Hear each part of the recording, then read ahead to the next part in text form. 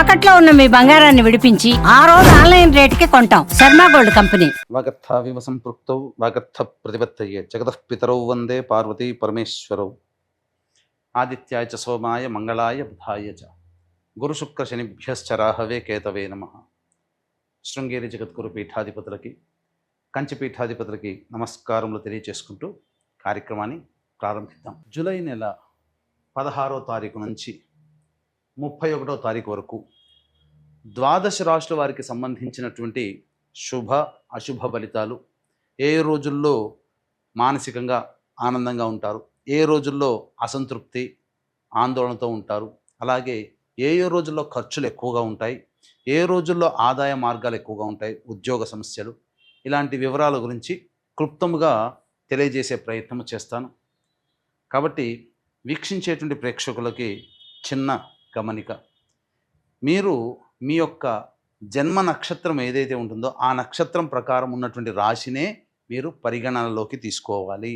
నామ నక్షత్రం పేరు మీద ఉన్నటువంటి రాశిని తీసుకోకూడదు. జన్మ నక్షత్రం లేని వాళ్ళు నామ నక్షత్రం పేరు మీదనే చూసుకోవాలి. పైగా చాలామంది సన్ జొడాయిక్ సైన్ అంటే ఈ మంత్ నుంచి ఈ మంత్ మధ్యలో పుట్టినటువంటి వాళ్ళు ఒక రాశికి చెందుతారని చెప్పి సూర్యమాన సిద్ధాంతం ప్రకారం ఉంటుంది. అది ఈ చెప్పబోయేటువంటి ఫలితాలకి అది ఏమాత్రం కూడా సరిపోదు. అది విషయాన్ని గమనించుకొని చూసుకోవాలి. కాబట్టి జన్మ నక్షత్రము, జన్మ రాశి లేదా ఈ రెండు లేకపోతే నామ నక్షత్రము, నామరాశి మీద ఉన్నటువంటి వివరాలనే మీరు ఆ రాశి ప్రకారమే చూసుకుంటే మీకు రమారమిగా మీ ఈ చెప్పబడే ఫలితాలు మీకు సరిపోతాయని చెప్పవచ్చు.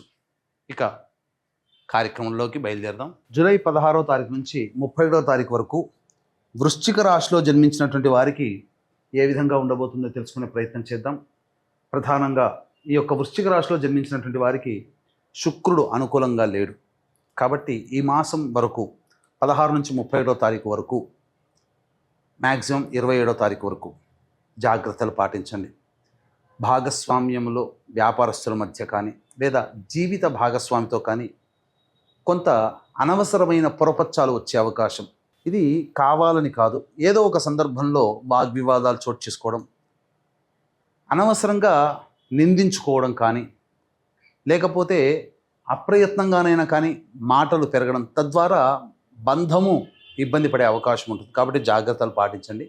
చాలా మటుకు సమస్యలు ఉన్నప్పుడు మౌనాన్ని ఆశ్రయిస్తే చాలా మటుకు సమస్యలు తగ్గుముఖం పడతాయి. ఇక 27వ తారీఖు నుంచి అప్పటి వరకు సమస్యలు ఎదుర్కొనేటువంటి ఆ 27 ఆఖరి 5 రోజులు మాత్రం సంతోషదాయకంగా ఉంటుంది. అప్పుడు సమస్యలు పరిష్కారం అవుతాయి. దాంపత్య, భాగస్వామ్య, వ్యాపారస్తుల సమస్యలు.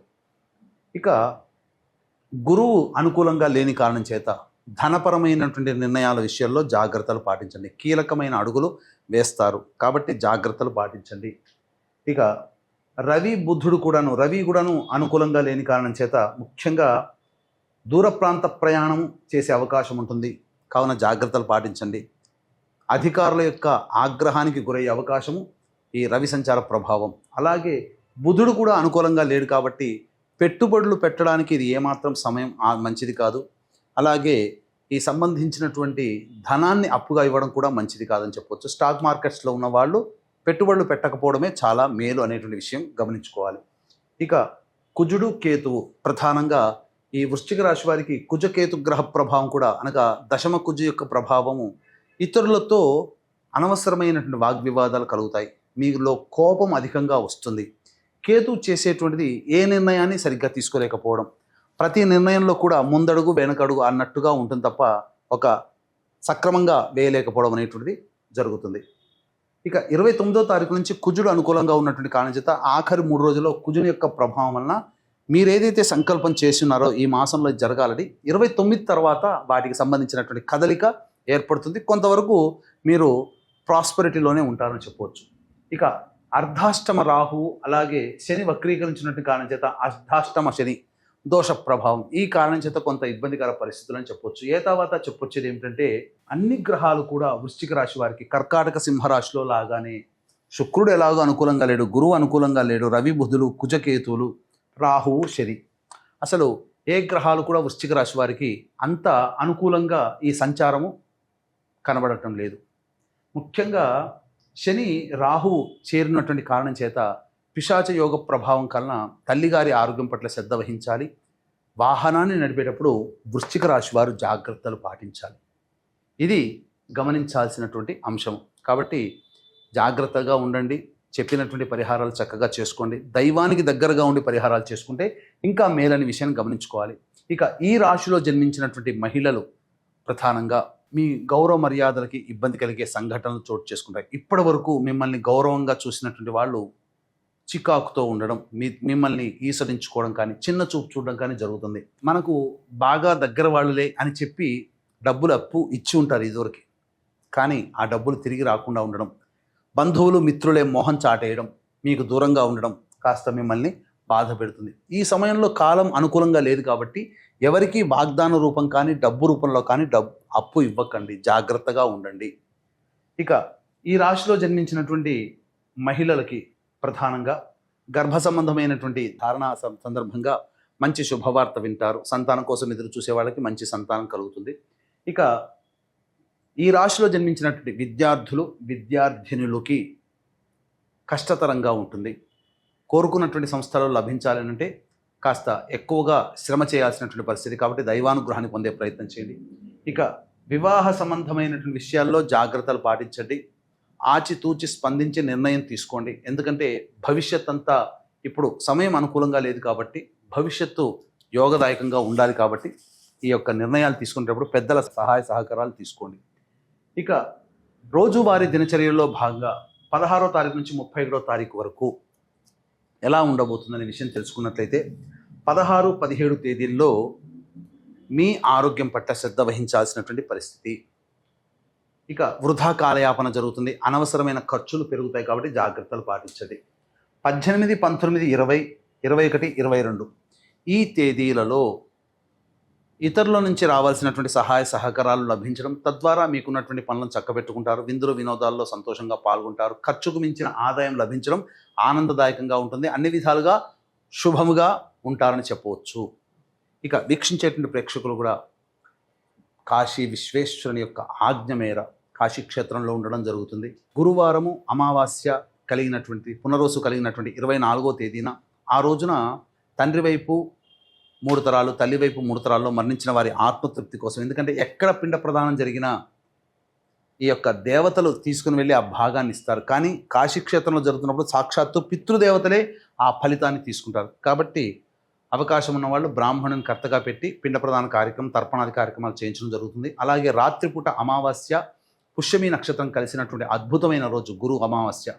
ఆ రోజున జాతకరీత్యా ఉన్నటువంటి సమస్యల పరిష్కారం కోసం, విద్య, వివాహ, ఉద్యోగ, దాంపత్య, అనారోగ్య సమస్యల పరిష్కారం కోసం క్షేత్ర పాలకురాలు వారాహి మరియు క్షేత్ర పాలకుడు కాలభైరుని యొక్క హోమాలతో పాటుగా ప్రత్యంగిర, బగళాముఖి, రాజశ్యామల హోమాదులు, సుదర్శన హోమాలు జరిపించడం జరుగుతుంది రాత్రిపూట. అవకాశం ఉన్న వాళ్ళు కార్యక్రమ తదనంతరం కాంటాక్ట్ చేసి పిండ ప్రదానము, సర్వదోష నివారణ పూజల హోమాల్లో పాల్గొనే ప్రయత్నం చేయండి. గురువారం రోజు సాయంకాలం వరకు అవకాశం ఉంది కార్యక్రమంలో నమోదు చేసుకోవడానికి. ఇక 23, 24 తేదీల్లో చూసుకున్నట్టయితే ఖర్చులు అధికంగా ఉంటాయి. అలాగే ప్రశాంతత లేని జీవితాన్ని గడపాల్సినటువంటి పరిస్థితి. ముఖ్యంగా ఏ పని చేయాలన్న ఆసక్తి ఉండదు. కొంత సమస్యాత్మకంగా ఉండేటువంటి సమస్య అని చెప్పవచ్చు. ఇక 25, 26 తేదీల్లో సంతానం మూలకంగా విభేదాలు, సంతానం మూలకంగా ఖర్చులు ఉంటాయి. తండ్రి గారి ఆరోగ్యం పట్ల శ్రద్ధ వహించాల్సినటువంటి పరిస్థితి. తర్వాత కొంత ఇబ్బందికర పరిస్థితులు అనేటువంటివి ఉండక తప్పదు. కాబట్టి జాగ్రత్తలు పాటించండి. ఖర్చులు కూడా అధికంగా ఉంటాయి.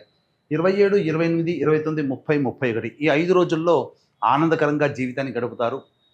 ఉద్యోగ, వృత్తి, వ్యాపారాల్లో అన్ని శుభ పరిణామాలు చోటు చేసుకుంటాయి. ఖర్చుకు మించిన ఆదాయం లభించడం ద్వారా విందులు వినోదాల్లో పాల్గొని మీకున్నటువంటి సమస్యను పరిష్కరించుకుంటారు. నిరుద్యోగస్తులకి ఉద్యోగం లభించే అవకాశం ఉంటుంది. తర్వాత ఈ యొక్క వృశ్చిక రాశి వారికి గ్రహస్థితిగతులు అనుకూలంగా లేని కారణం చేత ప్రతిరోజు కూడాను నవగ్రహాల చుట్టూ శివాయ నమః అంటూ 27 ప్రదక్షిణలు చేసి ఈశ్వరుని దర్శించుకునే ప్రయత్నం చేయండి. తప్పకుండా మీకు ఉన్నటువంటి సమస్యలు పరిష్కారం అవుతాయి. అవకాశం ఉంటే కాశీక్షేత్రంలో జరిగే బ్రాహ్మణుని కర్తగా పెట్టి చేయించే పిండ ప్రదాన కార్యక్రమం, మీ యొక్క జాతకరీత్యా ఉండే దోషాలకి సర్వదోష నివారణ పూజల హోమాలు రాత్రిపూట జరుగుతాయి కాశీక్షేత్రంలో. కాబట్టి అవకాశం ఉన్న వాళ్ళు కార్యక్రమ తదనంతరం కాంటాక్ట్ చేయండి. ఇప్పుడు చెప్పినటువంటి సమస్యల కంటే ఇంకా విభిన్నంగా మీరు సమస్యలు ఎదుర్కొంటున్నట్లయితే దగ్గరలోని మంచి ఉపాసనా పరులైనటువంటి జ్యోతిష్యుల్ని సంప్రదించి వారి సలహాలు, సూచనలు పాటించండి. సర్వం శ్రీ ఉమామహేశ్వర పరబ్రహ్మార్పణమస్తు.